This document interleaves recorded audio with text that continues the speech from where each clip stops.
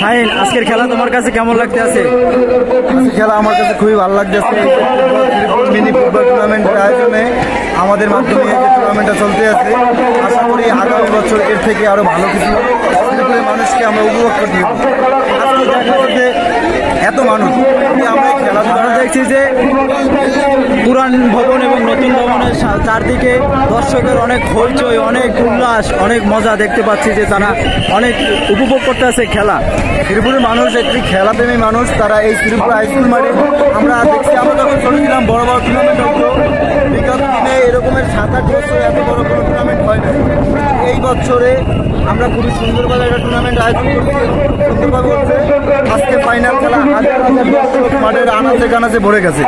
আমরা চাই শ্রীপুরের সবার কাছে যে আগামী বছর এর থেকেও ভালো একটা ওয়ার্ড ভিত্তিক একটা টুর্নামেন্ট আয়োজন করতে চাই। এগুলো ধন্যবাদ সবাইকে।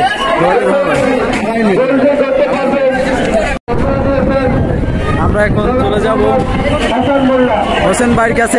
ভাই, আজকের খেলা আপনার কাছে কেমন লাগতে আছে? আজকে তো আমরা দেখতে পাচ্ছি পুরান ভবন এবং নতুন ভবন চারদিকে দর্শকের অনেক উল্লাস। আপনার কাছে কেমন লাগতে আছে? অনেক ভালো লাগতেছে, অনেক ভালো লাগতেছে। না খেলা কেমন আমরা জিজ্ঞাসা আলাইন ভাই, আপনার কাছে কেমন লাগতেছে আজকের খেলা? খেলা অনেক ভালো লাগতেছে, মানুষের অনেক শব্দ শুনে আমার আশা অনেকটাই ভালো লাগতেছে। মানুষের মধ্যে অত্যন্ত উচ্ছ্বাস কাজ করছে। আমরা চাবো আগামী দিনে ভালো কোনো টুর্নামেন্ট হয়, অপেক্ষায় থাকলাম ইনশাল্লাহ। আমরা দেখতে পাচ্ছি আমাদের মাঠের চারপাশে দর্শকের অনেক উল্লাস।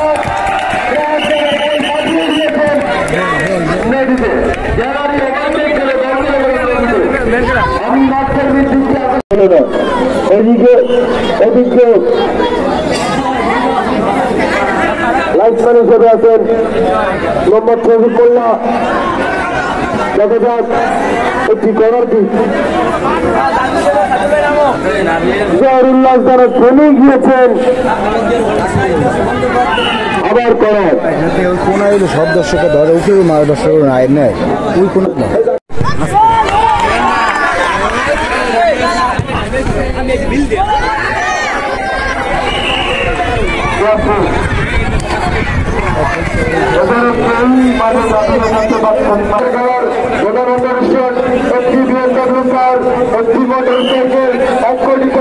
এবং খাদ্যে অন্যান্য পুরস্কার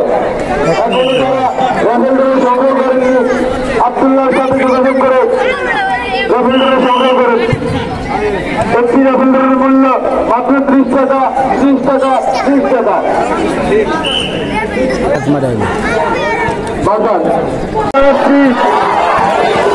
আমাদের পক্ষ থেকে অভিনন্দন, অভিনন্দন।